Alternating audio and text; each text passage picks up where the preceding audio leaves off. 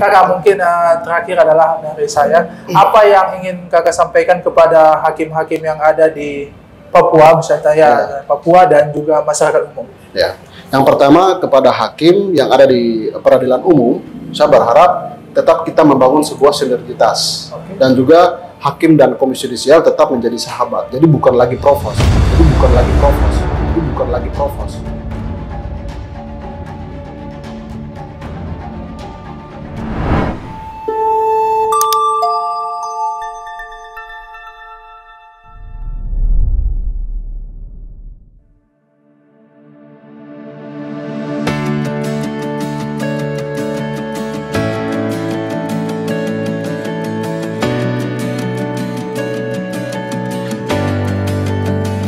Ya, kembali lagi bersama saya Ahmad Wendy Ginting, salah satu redaktur di Harian Cendrawasih Pos. Kali ini kita sudah bersama perwakilan Komisi Yudisial dan kita sudah bersama Koordinator Penghubung Komisi Yudisial Provinsi Papua, Bapak Methodius Kosai. Saya panggil kakak saja ya, yang dianggap ya. Selamat siang kakak. Selamat siang. Kakak, mungkin Komisi Yudisial, khususnya di Provinsi Papua, orang belum begitu familiar. Mungkin apa sih tugas penghubung Komisi Yudisial ini di Provinsi Papua ini? Iya, memang betul bahwa banyak masyarakat yang belum mengetahui tentang keberadaan Komisi Yudisial di Provinsi Papua. Karena kenapa? Karena kalau bisa dibilang, sejak kami dilantik di tanggal 4 November 2022 sampai dengan saat ini kurang lebih sekitar 5,5 bulan. Ya. Itu banyak masyarakat yang belum mengetahui tentang keberadaan Komisi Yudisial, termasuk tugas dan fungsi dan kewenangannya itu seperti apa. Karena selama ini masyarakat berpikir bahwa Komisi Yudisial itu hanya cuma keberadaannya di Jakarta. Ada cenderung bahwa Jawa sentris gitu ya. Iya, betul. Padahal setelah kami dilantik, kemudian kami di sini, kami juga menjalankan dan juga perpanjangan tangan dari Komisi Yudisial, sehingga kami menjalankan tupoksi, menjalankan amanat konstitusi di wilayah Provinsi Papua. Membawahi 4 DOB. 4 DOB. Provinsi Papua Selatan, Provinsi Papua Pegunungan, Provinsi Papua Tengah. Oke. Kakak, kita masuk ke tugasnya. Apa sih tugas kakak di 4 provinsi ini tadi? Yang pertama, tugas kami dari konstitusi yang pertama adalah melakukan pengawasan terhadap perilaku hakim. Jadi bukan berarti bahwa kami intervensi keputusan hakim dalam pengadilan, tapi kami lebih kepada perilaku hakim. Ya, kemudian itu melalui pemantauan sidang. Pemantauan sidang itu yang pertama itu berdasarkan dari permohonan dari masyarakat untuk melakukan persidangan. Yang kedua adalah inisiatif dari penghubung Komisi Yudisial. Itu berdasarkan dari berdasarkan dari kasus-kasus. Gitu. Yang kedua adalah melakukan advokasi hakim. Advokasi hakim ini biasanya itu terjadi ketika hakim tersebut harkat dan martabatnya, keluhurannya itu direndahkan oleh orang perorangan, badan hukum yang istilahnya dalam menjalankan tugas marwahnya sebagai hakim itu dilecehkan. Makanya kami melakukan pendampingan hukum. Terhadap hakim. Kalau misalnya ada laporan nih, orang tidak puas misalnya terhadap kinerja hakim, apakah bisa kesini? Kalau misalnya ada orang yang misalnya mereka tidak puas terhadap kinerja hakim, melalui keputusannya. Karena kami kan yang jelas mengawasi kode etik perilaku hakim, itu udah jelas. Kalau kinerja hakim itu mungkin bagian dari internal pihak pengadilan untuk mengevaluasi. Gitu. Tapi kalau yang berkaitan dengan perilaku hakim, ada 10 item itu. Dan itu bagi masyarakat pencari keadilan dan itu merasa bahwa hakim tidak menjalankan sesuai dengan kode etik dalam beracara sidangnya, baik itu di pengadilan maupun di luar pengadilan. Dalam konteks di dalam pengadilan atau mungkin di luar pengadilan, misalnya hakim tersebut melakukan hal-hal yang sembrono atau misalnya melakukan tindakan-tindakan yang itu kurang pantas. Itu silakan melaporkannya kepada kami. Prosesnya nanti setelah dilapor misalnya terhadap perbuatan tidak pantas tadi misalnya, itu KY selanjutnya? Ya, kalau misalnya tentu kami juga harus akan minta bukti-buktinya, termasuk kami juga menjaga identitas dari si pelapor. Gitu. Nah, kami perlu membedakan kalau misalnya dalam koridor pengadilan, misalnya hakim dalam beracara dan tidak sesuai dengan kode etiknya, tentu kami akan melakukan langkah-langkah hukum. Gitu. Yang harus perlu kami juga tetap masyarakat yang merasa istilahnya merasa keberatan dengan termasuk tidak sesuai dengan kode etiknya bisa melaporkan sesuai dengan prosedur yang ada. Bisa langsung datang kepada kami, kantor penghubung terdekat, atau bisa melalui juga ke Komisi Yudisial Pusat. Tapi karena memang kami juga perpanjangan tangan dari pusat, maka kami sarankan kepada masyarakat yang ada di Provinsi Papua untuk langsung datang kepada kami penghubung Komisi Yudisial yang ada di daerah. Nanti diselanjutkan ke pusat. Karena yang Komisi Yudisial, apakah semua hakim di tanah Papua diawasi kode etiknya tadi? Iya, jadi kalau Komisi Yudisial itu dalam melakukan pengawasan berada dalam 4 pengadilan ya. Yang pertama pengadilan negeri, kedua pengadilan tata usaha negara, ketiga pengadilan militer, sama pengadilan agama. Gitu. Termasuk juga dalam pengawasan terhadap sengketa pemilu. Sengketa pemilu ini wewenangnya? Iya, tentu saat ini sedang digodok ya, sedang digodok, dan kami juga akan diperkuat dengan bimtek dari pusat, sehingga bagaimana teknis terkait dengan pengawasan terhadap sengketa pemilu. Kakak 5 bulan setelah perwakilan KY ini ada, apakah sudah ada laporan? Sudah ada. Berapa banyak? Gini.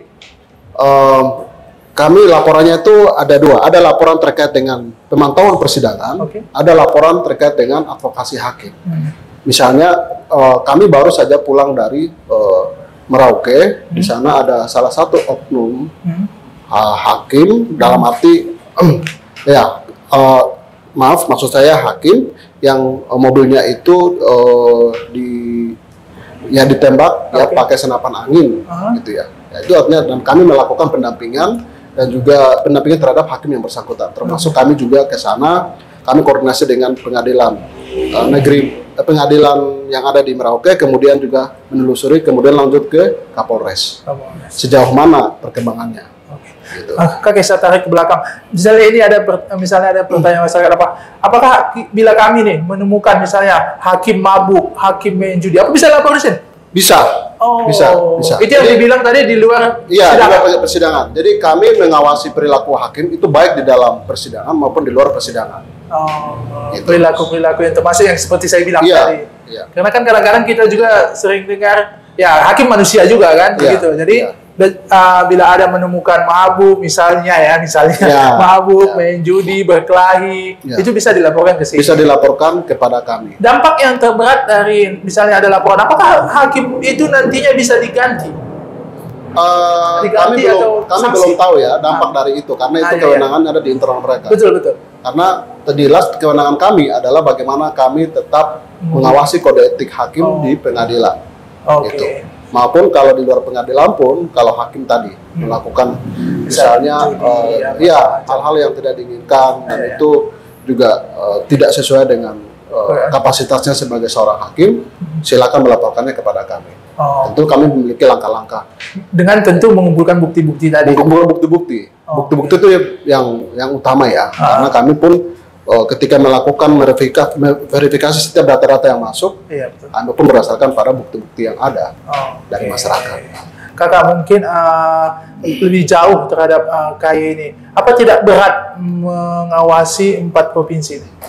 Sebenarnya, itulah salah satu yang saat ini kami sedang berjuang untuk jika memungkinkan, kami mau mencoba dulu di lingkup Provinsi Induk. 8 kabupaten kota. Provinsi Induk di Jayapura.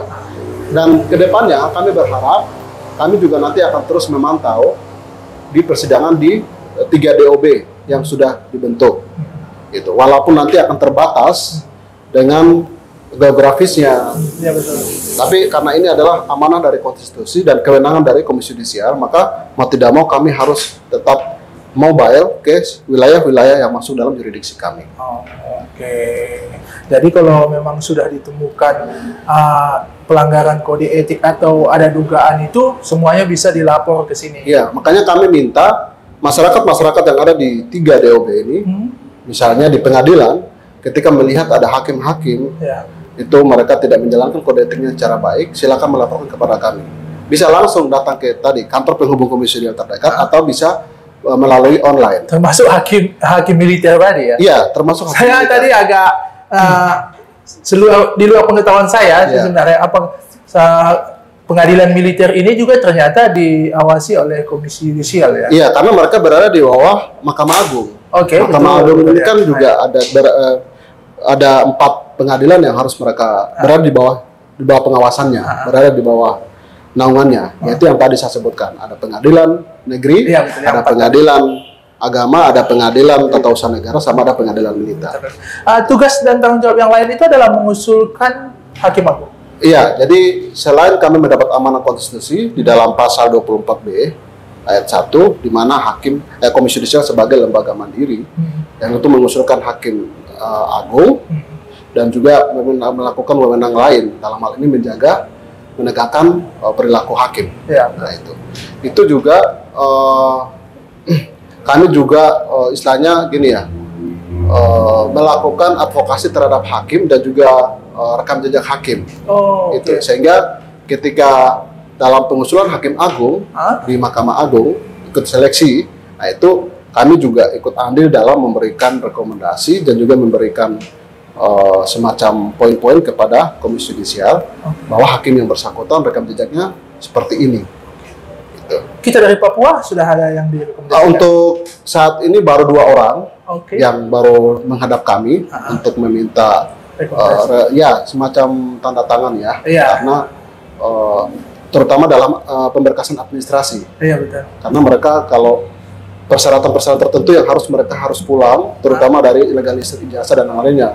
Namun ketentuan dari Komisi Yudisial, daripada harus balik dan memakan biaya yang cukup tinggi, harus bisa datang ke kantor penghubung komisi terdekat untuk memberikan tanda tangan sekaligus meminta cap ya, sebagai salah satu syarat administrasi yang harus dilengkapi oleh peserta. Kakak, mungkin terakhir adalah dari saya, apa yang ingin kakak sampaikan kepada hakim-hakim yang ada di Papua, misalnya Papua dan juga masyarakat umum?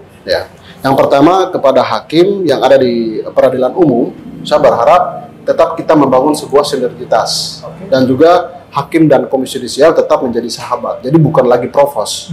Jadi mindset provos itu harus dihilangkan, karena kami pun tetap menjadi sahabatnya pengadilan-pengadilan yang ada di bawah yurisdiksi Provinsi Papua dan yurisdiksi kami, sehingga untuk ke depan kami berharap semua hakim-hakim yang ada di bawah yurisdiksi yang di bawah kami atau ada di Provinsi Papua ini, mereka bisa menjalankan kode etiknya sesuai dengan tugas pokok yang diberikan oleh negara.